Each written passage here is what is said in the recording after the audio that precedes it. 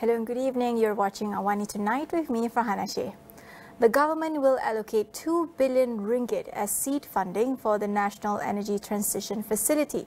Prime Minister Datuk Seri Anwar Ibrahim today stressed the importance of the allocation given the state of Malaysia's young decarbonisation technologies.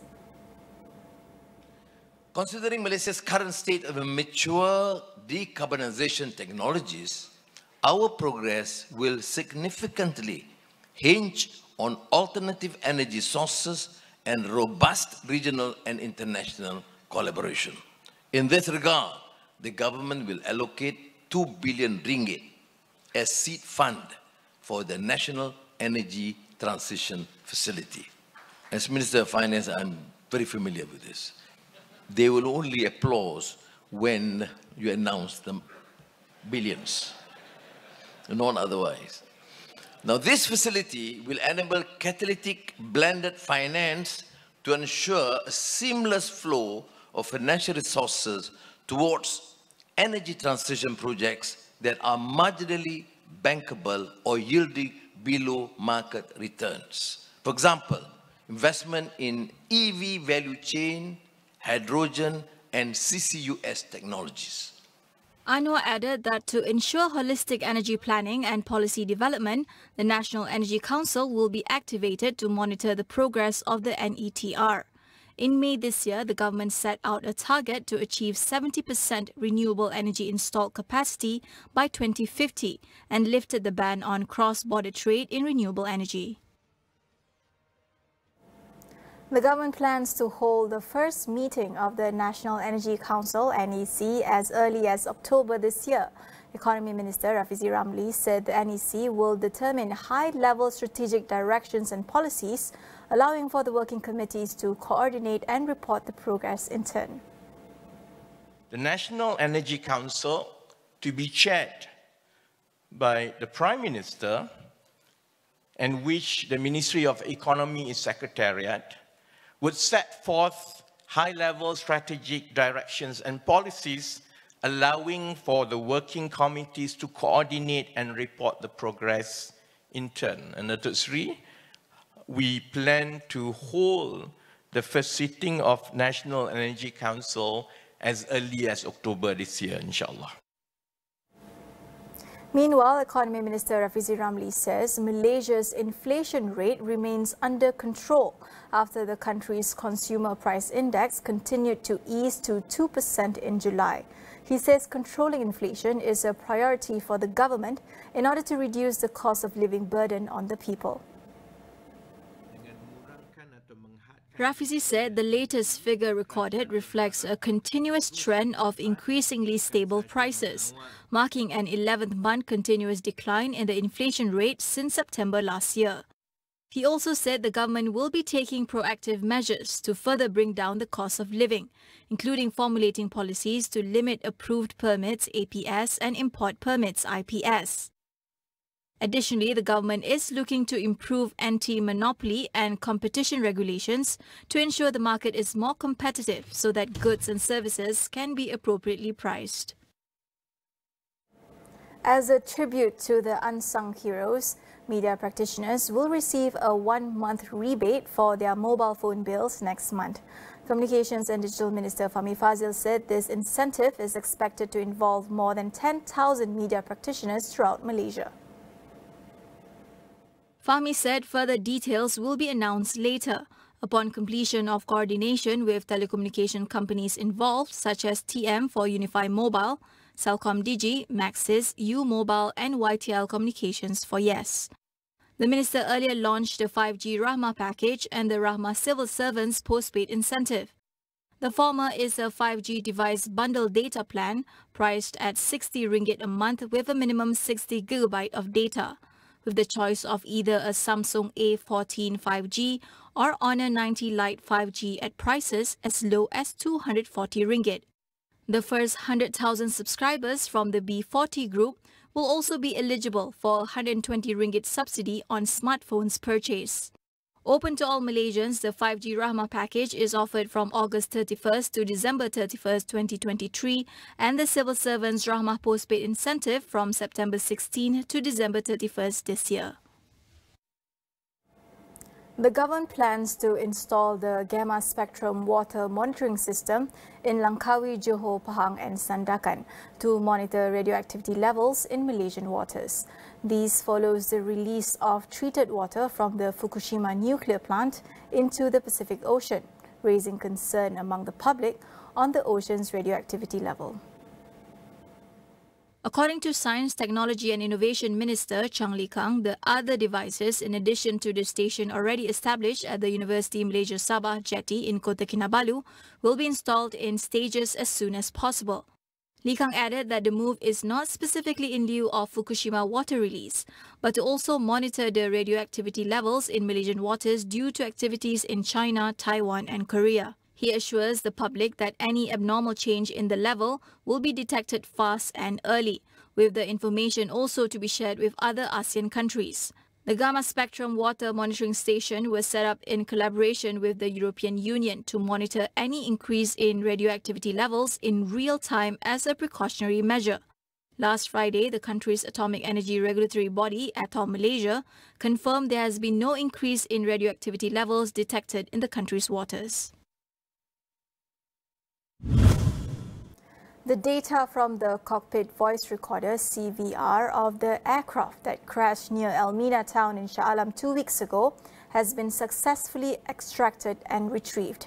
According to Transport Minister Anthony Loh, the manufacturer of the CVR in Florida has retrieved and sent the data to investigation team in Kuala Lumpur for further analysis. Dalam proses tersebut, pihak jurutera daripada L3 Harris telah membantu untuk mendapatkan semula voice data daripada cockpit recorder tersebut, dan data tersebut berjaya di retrieve ataupun di download. Jadi semua rakaman suara dalam pesawat tersebut, terutamanya 30 minit terakhir, termasuklah sehingga nahas berlaku, rakaman suara tersebut berjaya di retrieve, ya, itu dapat di download. Jadi rakaman itu telah pun dihantar semula ke pasukan siasatan kita di Kuala Lumpur. Jadi rakaman tersebut sedang dianalisa dan akan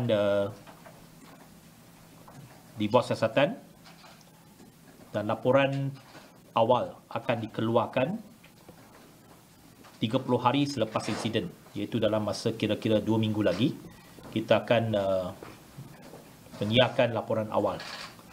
The Beechcraft 390 Premier 1 aircraft flying from Langkawi to Subang crashed onto the Guthrie Highway on August 17th, killing all 8 people on board and 2 civilians. We'll go for a quick break. Stay tuned for more.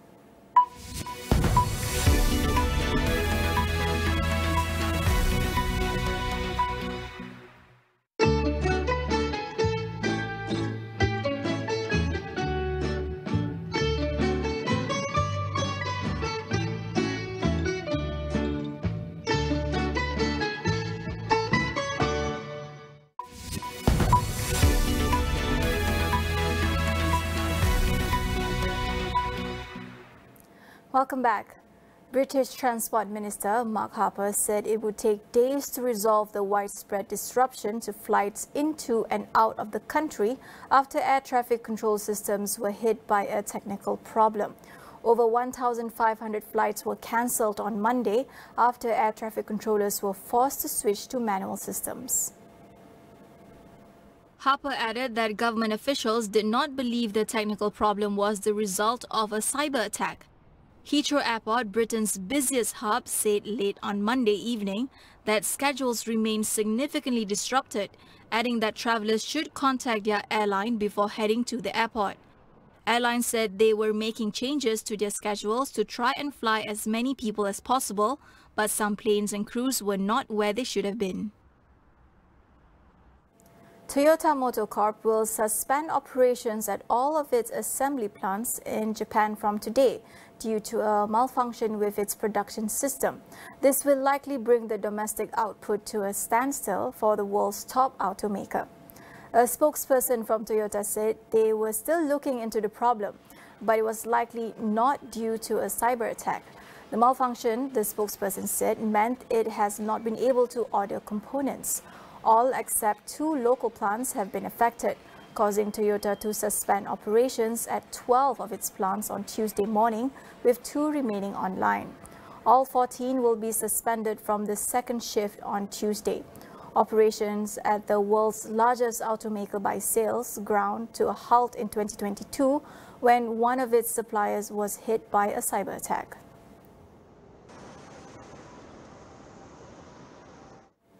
Meanwhile, a Pakistani court today suspended the recent conviction of former Prime Minister Imran Khan on corruption charges. While this is a legal victory for Khan, it will not lead to his release, as a judge has ordered his detention in a separate case.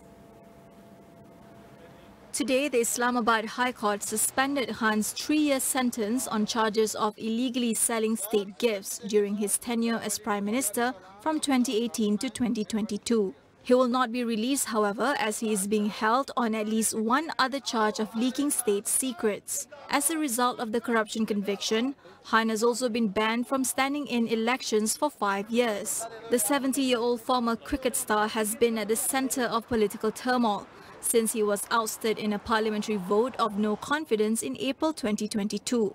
He faces dozens of court cases that could keep him behind bars, including charges of abatement to murder and orchestrating violent protests.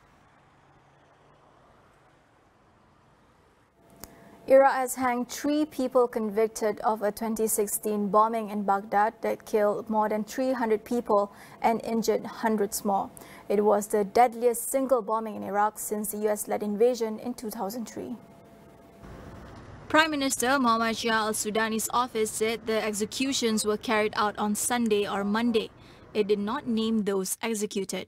On 3rd July 2016, a vehicle packed with explosives was detonated next to a crowded shopping mall in Kerajaan in Baghdad as people enjoyed a night out during the holy month of Ramadan. Islamic State has claimed responsibility for the attack. The group was defeated on the battlefield in Iraq in 2017 and in Syria 2 years later, but it is estimated that thousands of fighters remain active in both countries.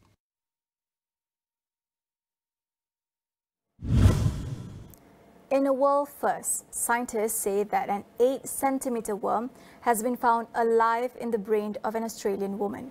The string-like creature was pulled from the patient's damaged frontal lobe during surgery in Canberra last year.